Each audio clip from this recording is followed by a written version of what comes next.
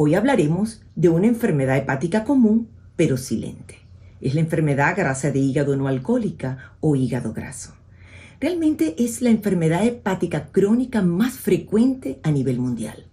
Se ha duplicado en los últimos 20 años y se estima que para el 2030 sea la primera causa de trasplante hepático. Actualmente es la segunda. De la mano de la pandemia de la obesidad, forma parte del grupo de enfermedades más frecuentes del siglo XXI. Otro elemento que contribuye a la elevación de esta prevalencia es la alta prevalencia de diabetes mellitus tipo 2. Obvio, comparten hábitos de vida como desorden de alimentación e inactividad física.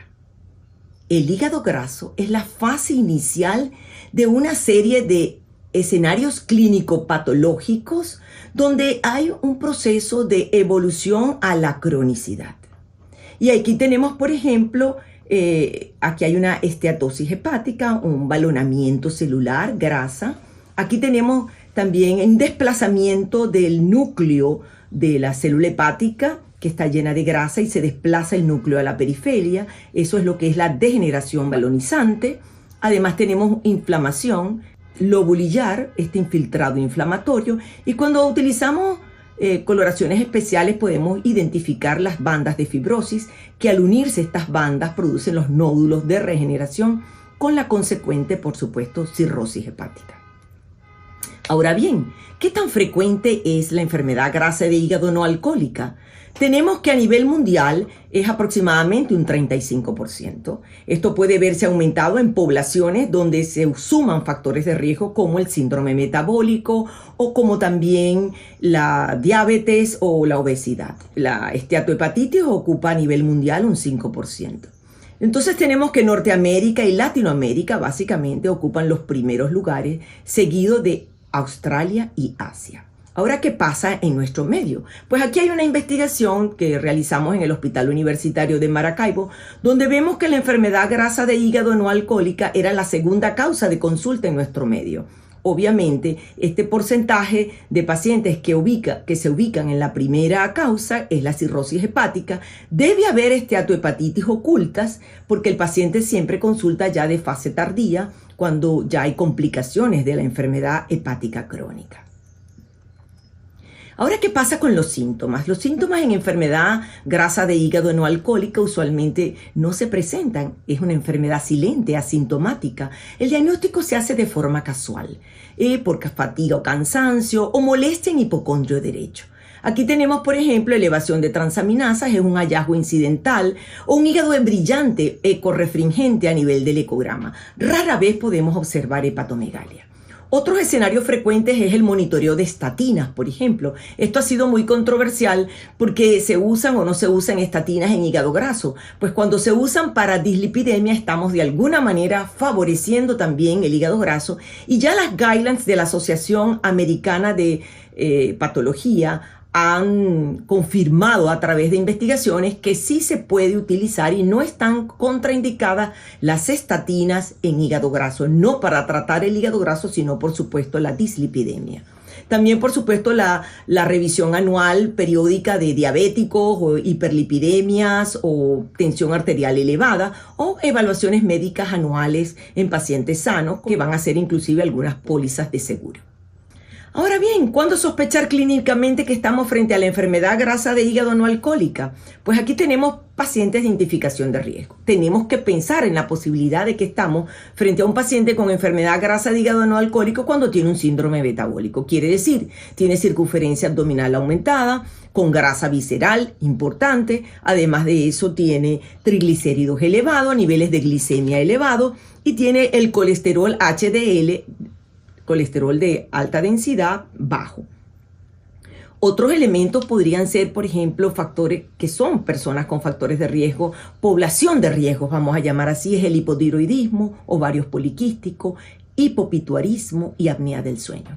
Por supuesto, la historia del consumo de alcohol es sumamente importante. Tiene que ser menos de 20 gramos para la mujer y menos de 30 gramos para el hombre, lo que corresponde aproximadamente en 14 a 21 unidades semanales.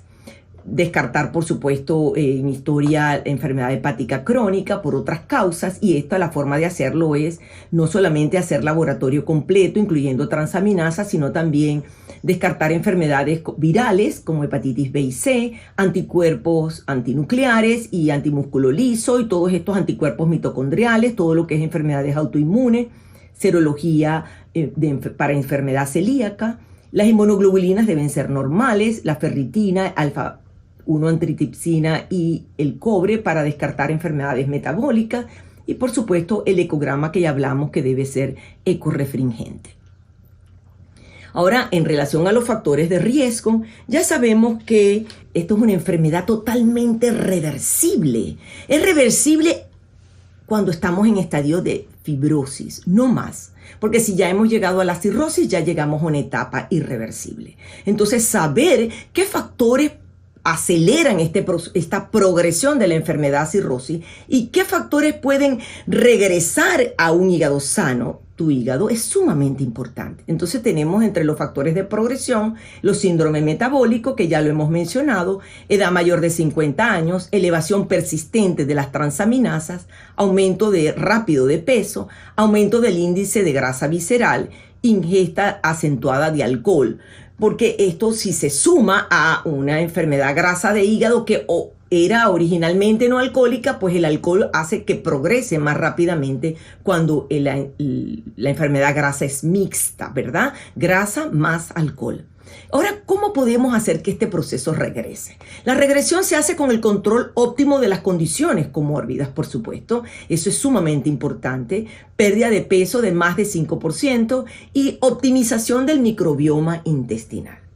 En este sentido, tenemos un estudio muy interesante publicado en Hepatology en el 2015 que realizó un seguimiento de pacientes con enfermedad grasa de hígado no alcohólica durante 33 años y demostró que estos tenían un 43% de riesgo de morir de enfermedades cardiovasculares. Bastante alto, ¿verdad? También 19% de morir de diferentes tipos de cánceres y 5% de cáncer de hígado, comparados con personas que no tenían enfermedad del hígado graso no alcohólico. Ahora bien, ¿qué tenemos en relación a factores de riesgo? ¿Cómo podemos identificar a estos pacientes? Factores de riesgo clínicos, por supuesto, la presencia de síndrome metabólico. Si el paciente es obeso, 90% de posibilidad de tener hígado graso. Si el paciente es diabético, tiene 70% de posibilidad de estar afectado de esta enfermedad. Y si hay dislipidemia, aumento de triglicéridos o disminución del colesterol HDL, también aumenta el riesgo de tener presente la enfermedad. Siempre la hipertensión arterial está asociada a estos problemas de síndrome metabólico, ¿verdad? Las transaminasas persistentemente elevadas es un factor importante, y otros como factores genéticos. Acuérdense que el polimorfismo genético está muy implicado en esto del hígado graso, y factores ambientales, hábitos fundamentalmente. En relación al microbioma intestinal, múltiples factores son responsables de la producción del hígado graso, pero las investigaciones recientes han demostrado que la microbiota intestinal, que no es más que estos 2 billones de microorganismos que habitan en nuestros intestinos, formados por bacterias, virus y hongos, tienen un papel muy importante, porque la modificación de lo que llamamos la disbiosis intestinal, que es la modificación y alteración de esta microbiota intestinal, genera un intestino permeable, y este intestino permeable da paso a una serie de sustancias, de toxinas, de bacterias, que de alguna manera tienen un impacto significativo, como veremos posteriormente, en lo que llamamos la enfermedad del hígado graso no alcohólica. Aquí tenemos, por ejemplo, que el desequilibrio de la población de estas bacterias en nuestro intestino es lo que se conoce como disbiosis. Y esto ocurre cuando el intestino, que es un intestino sano, cuyas uniones son perfectas, muy estrechas, al producto de esta disbiosis o esta alteración de la microbiota, estas uniones se separan y entonces se permite el paso de bacterias, de toxinas, y esto es lo que se llama el intestino permeable. Esto genera citocinas proinflamatorias, y esta cascada de citocinas proinflamatorias como el factor de necrosis tumoral alfa, la interleuquina 6, la interleuquina 1b y la producción de metabolitos degradados de la microbiota alterada que producen daño directo e inflamación no solamente en el intestino, sino también en el hígado. Genera lo que llamamos los metabolitos como los lipopolisacáridos, que generan toxinas que van a la sangre y además ácidos grasos de cadena corta y alteración del metabolismo de los ácidos grasos, que ya sabemos son los responsables de la digestión de las grasas y el equilibrio de la glucosa. El principal mecanismo de acción de estos ácidos biliares es a través de un receptor nuclear farsenoide X, FXR, ubicado tanto a nivel del intestino como a nivel del hígado. Esto favorece la regeneración de las células del hígado, reduce la acumulación de grasa y mejora el intestino permeable. Este beneficio se ha relacionado con una activación de este receptor en pacientes con hígado graso. Esto resulta un componente atractivo para diseños de nuevas drogas en el tratamiento de esta enfermedad. Estamos en espera de resultados de nuevos estudios. El etanol es otro de los metabolitos producidos por esta microbiota intestinal alterada, actuando como citocina directa de la producción y progresión de la enfermedad del hígado graso, ya que se metaboliza en forma de acetaldehído. Por todo esto, los probióticos, que se han demostrado favorecen el equilibrio de la microbiota intestinal, restablece la disbiosis intestinal, por lo que es una excelente herramienta muy bien estudiada y con evidencia suficiente que demuestra su efectividad para casos de hígado graso. Pero necesitamos, por supuesto, mayores estudios. Ahora bien, ¿cómo podemos evaluar cuál es el paciente de alto riesgo para tanto esteatohepatitis como fibrosis? Aquí tenemos en este cuadro relacionado, por supuesto, con esta pirámide, porque el mayor grupo de pacientes queda aquí, en un riesgo bajo. Tenemos un grupo intermedio que tiene más de 40 años, tiene diabetes, hipertensión y obesidad, pero están controladas. Tiene una elastografía más de 7, pero no llega a ser muy importante, pues están en parámetros. Y tiene unas transaminasas solamente mayor de 20. Diferente al grupo de alto riesgo que tiene más de 50 años, está descompensado de su diabetes, su hipertensión y su obesidad, tiene una elastografía con 8.5 puntos, tiene transaminasas más de 40 y estos son scores de laboratorio que nos permiten a través de parámetros de laboratorio establecer también riesgo de enfermedad avanzada en el hígado graso. Otros factores que han contribuido a enriquecer esta posibilidad de relacionar los pacientes de alto riesgo es la nacionalidad, si son hispanos, si tiene transaminasas y la relación aspartato-alaninotransferasa es mayor de o igual a 1.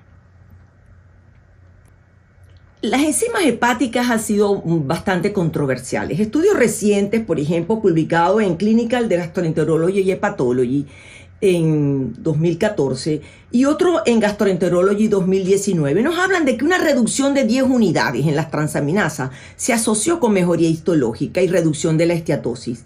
Y una disminución de 17 unidades en las transaminasas predice respuesta histológica favorable. Entonces, ¿realmente qué tenemos acerca de las enzimas hepáticas? Pues bueno, pareciera que es inadecuada para establecer quién tiene y quién no tiene esteatohepatitis, porque ALT pueden estar normales en 50% de los casos de esteatohepatitis y por supuesto en el 80% de los casos de hígado graso, ¿no? Sin hepatitis. La ALT puede estar elevada también en más del 50% de solamente grasa sin esteatohepatitis. Por lo tanto, esto pudiera confundir, ¿verdad? En pacientes con enfermedad grasa de hígado, las transaminasas no son indicativas o predictivas de esteatohepatitis o fibrosis, porque transaminasas normales no excluye la progresión de la enfermedad y las transaminasas elevadas no predice que realmente el paciente tiene una inflamación y fibrosis. La relación de las transaminasas no son sensibles para determinar quién es el paciente que solamente tiene hígado graso y quién es el paciente que ya tiene inflamación. En relación a la biopsia hepática también es un tema controversial en hígado graso, porque, pareciera que no siempre es útil y que la recomendación básicamente está dirigida a confirmar diagnóstico, excluyendo otros, también a estadiar el caso, ¿verdad? Porque como las transaminasas no son 100% confiables, el valor predictivo no es muy alto, pues necesitamos muchas veces estratificar el riesgo de progresión. Como siempre digo, pues que en medicina realmente tenemos que individualizar y ajustar decisiones al caso. La biopsia entonces estaría indicada en casos de transaminasas elevadas en más de 100 unidades, duda diagnóstica o una puntuación en pruebas no invasivas tanto de laboratorio como elastografía con riesgo elevado o indeterminado. A pesar de que nuestros pacientes siempre acuden buscando el medicamento mágico que les quite el hígado graso, no existe hasta los momentos actuales ningún tratamiento específico que resuelva la enfermedad del hígado graso. Por lo tanto, cambios en el estilo de vida han sido confirmados por innumerables estudios que no solamente revierten la enfermedad del hígado graso y evitan la progresión de la enfermedad, sino también tienen un impacto en las enfermedades asociadas. Aquí vemos, por ejemplo, en relación a la pirámide de tratamiento del hígado graso, que está basado en cambios del estilo de vida, que es lo único que científicamente se ha demostrado que genera un impacto importante. Tenemos que actividad física aeróbica unida a resistencia de forma independiente reduce la grasa en el hígado, pero hay poca evidencia que impacte la inflamación y la fibrosis. En relación a los beneficios de la pérdida de peso por composición de la dieta, reduce la grasa del hígado, menos evidencia para inflamación y fibrosis y reduce el riesgo de cáncer de hígado. También reduce el riesgo de diabetes y enfermedad cardiovascular. Y la reducción de peso es bien interesante. Los resultados tenemos que los beneficios de pérdida de peso es que si logra el paciente más del 5%, mejora la grasa del hígado. Casi todos los pacientes que realmente se someten inicialmente a un plan de pérdida de peso lo logran. Un poco menos logra el 7% de pérdida de peso y mejora la inflamación. Y obviamente el grupo de pacientes que logra este 10% también logra mejorar la fibrosis hepática. Ahora, ¿cuánta pérdida de peso se requiere para mejorar o revertir las enfermedades asociadas al hígado graso? Aquí lo vemos, por ejemplo, los pacientes que lograron más de un 5%, hubo prevención de diabetes y control de peso relacionado con su calidad de vida, que es muy importante. También mejoría del riesgo del colesterol, de triglicéridos y tensión arterial. O sea que prevención de estas enfermedades. Ahora, el que logró más del 10%, además de todo esto, hubo una remisión de la diabetes, mejoría de la apnea del sueño, reducción del engrosamiento de la íntima vascular, que ya sabemos cuál es el impacto en enfermedad cardiovascular. Y un menor grupo de pacientes que logra perder más del 15%, la mayoría solo con cirugía bariátrica, logra todos estos beneficios previos, más una reducción en los eventos cardiovasculares y reducción de la mortalidad con una reducción del riesgo de cáncer. Ahora, en resumen, tenemos aquí que en estadio temprano de la enfermedad, grasa de hígado no alcohólica, tenemos solo grasa. Tenemos una etapa intermedia donde tenemos algo de inflamación, esteatohepatitis y grado 1 o 3 de fibrosis. Y ya pues un estadio avanzado donde hay una esteatohepatitis con fibrosis y cirrosis hepática. Cualquiera sea esta etapa, la intervención en el estilo de vida es fundamental. Optimizar el peso, la alimentación, actividad física, sueño, mejorar el estrés y por supuesto la microbiota intestinal como cofactores importantes en la resolución de este proceso. Y por supuesto la cirugía bariátrica para los pacientes que requieran una pérdida de peso significativa podría ser el bypass gástrico o la manga gástrica. También tenemos terapia farmacológica, estudios se han hecho con vitamina E, las glitazonas que están asociadas más o el metformin que está asociado más al manejo de la insulinoresistencia y la diabetes y por supuesto estamos en espera de terapia futura. Vimos que la biopsia se utiliza para evaluar más el progreso y que ya que los métodos no invasivos no son específicos. Y por supuesto en casos de que ya tengamos una enfermedad hepática crónica avanzada, tenemos que hacer despistaje periódico del hepatocarcinoma y por supuesto manejo de las varices esofágicas con los protocolos para disminuir riesgo de sangrado. Y para finalizar, quiero compartir con ustedes que la valiosa experiencia de haber participado representando a Venezuela en la elaboración de las guías de la enfermedad grasa de hígado no alcohólica de la Organización Mundial de Gastroenterología me impulsó realmente y me comprometió a algo que ya yo venía desde hace muchos años pensando y soñando, que es el compartir y entregar y poner al alcance de las manos de nuestras comunidades el conocimiento científico que solemos manejar los médicos y especialistas. A raíz de esto surge Hígado Sano, que es un programa de educación, salud y bienestar, cuya plataforma digital tiene una página web, tiene un canal de YouTube con más de 100 videos y redes sociales con información útil. Esta información está dirigida a público general. El objetivo es conocer y acercarme un poco más a sus necesidades y de esa manera motivarlos a que hagan los cambios necesarios en su estilo de vida para mejorar su calidad de vida, tomando en cuenta que el 80% de las enfermedades inflamatorias crónicas entran por la boca y que el intestino es la puerta de entrada. Cuando el intestino es permeable, realmente genera todos estos procesos inflamatorios y no solo impactan el hígado y tu vía digestiva, sino todo tu organismo. De manera de que para mejorar esta morbimortalidad, tenemos que comprometer a nuestros pacientes en los cambios en el estilo de vida. Así que ese es el compromiso de Hígado Sano. Te invito a que visites mi cuenta y si te gusta, lo compartas con tus pacientes.